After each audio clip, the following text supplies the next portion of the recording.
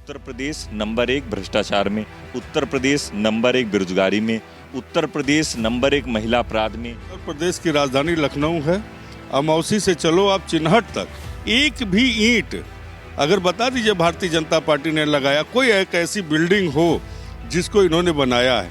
और 54 medical college, जितने भी सदर हॉस्पिटल थे उस पर सिर्फ नेम प्लेट लगा करके उसको जो है मेडिकल कॉलेज में परिवर्तित, लेकिन उसके मानक को नहीं पूरा किया गया। उसकी सुविधाएं क्या होनी चाहिए उसको नहीं पूरा किया।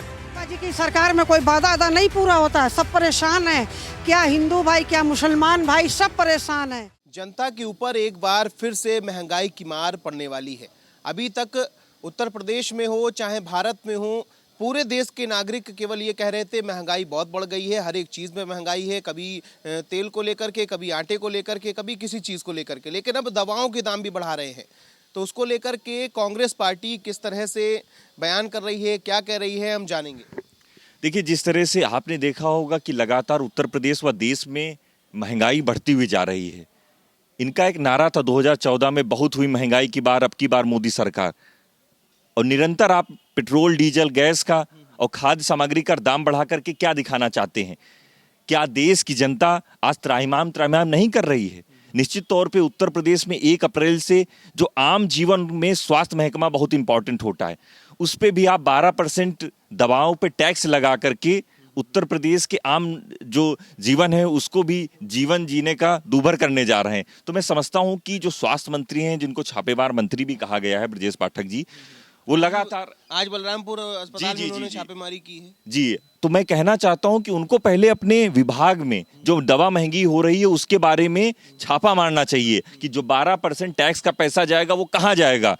आप वसूली तो कर रहे हैं जनता पे 12% टैक्स के जरिए, और लेकिन आप उसको इम्प्लीमेंट कहाँ कर रहे हैं ये भी उत्तर प्रदेश की जनता देख रही है। सिर्फ आप इन्वेस्टर समिट के नाम पर शगुफा रच देते हैं, सारा ब्रांडिंग पैसा लगा करके उत्तर प्रदेश में देखते हैं कि हमारे यहाँ तो सब अच्छा ही अच्छा है, लेकिन निश्चित तौर पे उत्तर प्रदेश की जनता जानती है, देख रही है। और आने वाले 6 महीने के बाद में लोकसभा के चुनाव भी होने वाले हैं, तो मैं समझता हूँ कि परिवर्तन होगा। तो कहने का मतलब कुल मिला के इतना कह लिया जाए कि अब जो बुखार है वो भी अब महंगा हो जाएगा, उसमें जनता जो होगी वो ठीक से अब इलाज भी नहीं करवा पाएगी। आपने देखा कोरोना काल में राहुल गांधी जी ने 2 महीने पहले आगाह किया सरकार को कि आप अभी से वैक्सीनेशन, प्रॉपर कोरोना किट सबको मुहैया करा दीजिए अस्पतालों में, हर जगह। लेकिन सरकार हाथ पे हाथ धरे बैठी रही।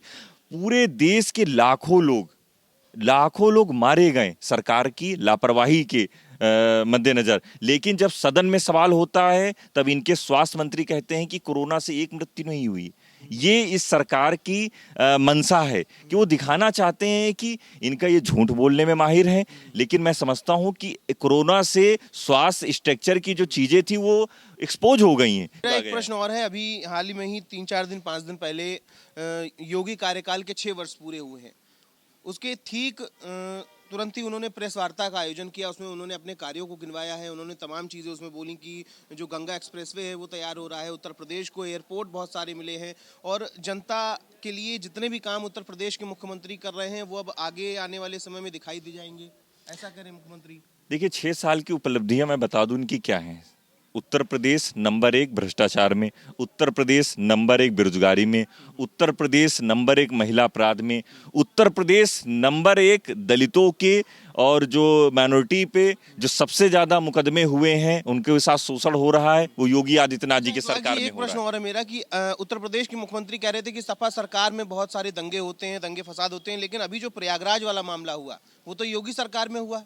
देखिए, आपने देखा होगा कि आज की डेट में जो लुटेरे हैं, बदमाश है, बेखौफ होकर के वारदात को अंजाम दे रहे हैं। ये सरकार के नाक के नीचे ये सब चीजें हो रही हैं। और निश्चित तौर पे आपने देखा होगा अतीक अहमद के मामले में जिस तरह से चीजें अभी तक हुई, जो हत्या के आरोपी थे वो भी फरार हैं, सरकार हाथ पे हाथ धरे बैठी है। तो ये किसके इशारे पे चीजें हो रही हैं? अतीक अहमद को तो उम्र कैद की सजा सुना दी गई। नहीं, उम्र कैद हुई है, न्यायालय से उनको सजा मिली है, तो वो अपना उम्र कैद कर रहेंगे। लेकिन जिन्होंने उमेश पाल हत्या में शामिल लोग थे वो अब तक फरार क्यों हैं? ये सरकार के सवालिया निशान है। मैं पूछना चाहता हूं कि ये जो है सरकार लॉ एंड ऑर्डर अच्छा करने आई थी, लेकिन आज लॉ एंड ऑर्डर जो है वो अपराधियों के सामने सरेंडर कर चुका है। तो मैं समझता हूं कि योगी आदित्यनाथ जी के सामने प्रश्न चिन्ह है।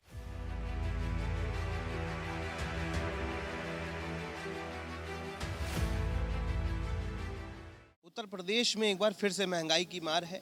उत्तर प्रदेश की जनता के लिए एक तरीके से कह लें कि उत्तर प्रदेश सरकार का तोहफा आया है। अखिलेश यादव जी ने आज ही ट्वीट भी किया है कि अभी तक भाजपाई दवाई ढूंढ रही थी जनता, लेकिन अब भाजपा ने दवा ही महंगी कर दी। तो क्या कहेंगे उस पर? भारतीय जनता पार्टी अपने हमेशा के नेचर के हिसाब से जनता को ठगने का काम किया है। भारतीय जनता पार्टी ने कहा था किसानों की आय दुगनी होगी, लोगों को रोजगार मिलेगा, लेकिन जस उल्टा करके भारतीय जनता पार्टी के शासनकाल में महंगाई चरम पे पहुंच चुका है। लोगों का किचन बिगड़ चुका है, चाहे दवाई हो चाहे खाने की चीज़ हो, हर चीज़ महंगा हो चुका है। अब समय आ गया है, जनता खड़ा होने लगी, जनता हिसाब मांग रही है और आने वाले समय में भारतीय जनता पार्टी का सफाया होना तय है, क्योंकि जनता को छलने का काम भारतीय जनता पार्टी ने किया है और समाजवादी पार्टी इस चीज़ को लेकर के सड़क पर आंदोलनरत है, जनता के बीच में है। जनता के सुख दुख को जानने का प्रयास समाजवादी पार्टी का एक एक कार्यकर्ता इस समय लोगों के बीच में है। मीनू जी, एक प्रश्न मेरा और है कि अभी हाल में ही उत्तर प्रदेश सरकार के 6 वर्ष पूरे हुए हैं। योगी आदित्यनाथ जी ने प्रेस वार्ता के माध्यम से अपने कार्यों को गिनवाया। उन्होंने कहा गंगा एक्सप्रेसवे बनेगा, अभी प्रयागराज का जो अब अगला महाकुंभ होगा उससे पहले गंगा एक्सप्रेसवे पूरा हो जाएगा। उत्तर प्रदेश को एयरपोर्टों की सौगात मिली है और आने वाले समय में जो उत्तर प्रदेश सरकार ने जनता के लिए काम किए वो दिखाई देंगे। तो क्या लगता है काम दिखाई देंगे? आप एक चीज़ बताइए, आप भी इस उत्तर प्रदेश में हैं। माननीय प्रधानमंत्री जी ने कहा कि हमने 54 मेडिकल कॉलेज दिए हैं। उन्होंने कहा कि 5 इंटरनेशनल हॉस्पिटल हमने दिए हैं। आप बता दो, अब इस पर तो हम बाद में आएंगे, अब खाली आप यही बता दो, उत्तर प्रदेश की राजधानी लखनऊ है, अमौसी से चलो आप चिन्हट तक, एक भी ईंट अगर बता दीजिए भारतीय जनता पार्टी ने लगाया, कोई एक ऐसी बिल्डिंग हो जिसको इन्होंने बनाया है। और 54 मेडिकल कॉलेज, जितने भी सदर हॉस्पिटल थे उस पर सिर्फ नेम प्लेट लगा करके उसको जो है मेडिकल कॉलेज में परिवर्तित, लेकिन उसके मानक को नहीं पूरा किया गया, उसकी सुविधाएं क्या होनी चाहिए उसको नहीं पूरा किया। ये जनता को ठगने वाली जैसी बातें हैं। अब जैसे इन्होंने कहा इंटरनेशनल एयरपोर्ट हमने पास दिया, कुशीनगर में अगर आप इंटरनेशनल एयरपोर्ट की बात करें तो 3 दिन फ्लाइट आती है, 3 दिन अबे नहीं करती है। वहाँ क्या इंटरनेशनल जो एयरपोर्ट के मानक हैं वो पूरा है? कतई नहीं पूरा है। ये झूठ बोलते हैं। अब इनका समय पूरा हो चुका है, क्योंकि इन्होंने जिस तरीके से जनता को ठगने का काम किया है, जिस तरह से शहर को गंदा करने का काम किया है, तो अभी तक तो लोग प्रशासन जो है झाड़ू लगाता था, अब जनता इनके ऊपर झाड़ू चलाने वाली है, इनको खत्म करने वाली है। और उत्तर प्रदेश से निकाय चुनाव में मान के चलिए भारतीय जनता पार्टी की बहुत बुरी हार होने वाली है। अच्छा बिन्नू जी, एक प्रश्न और है। आज ही सुबेरी ब्रजेश पाठक जी ने बलरामपुर अस्पताल में जो है छापा मारा है, तो कांग्रेस पार्टी ने उनको छापेमार मंत्री भी कहा है। तो क्या लगता है कि ब्रजेश पाठक जी जो स्वास्थ्य विभाग संभाल रहे हैं, उन्हीं के स्वास्थ्य विभाग की अब जो दवाएं हैं वो महंगी हो गई हैं, तो ब्रजेश पाठक जी क्या चाह रहे हैं कि मतलब किस तरह से उत्तर प्रदेश में स्वास्थ्य को लेकर चीज़ें ठीक होंगी?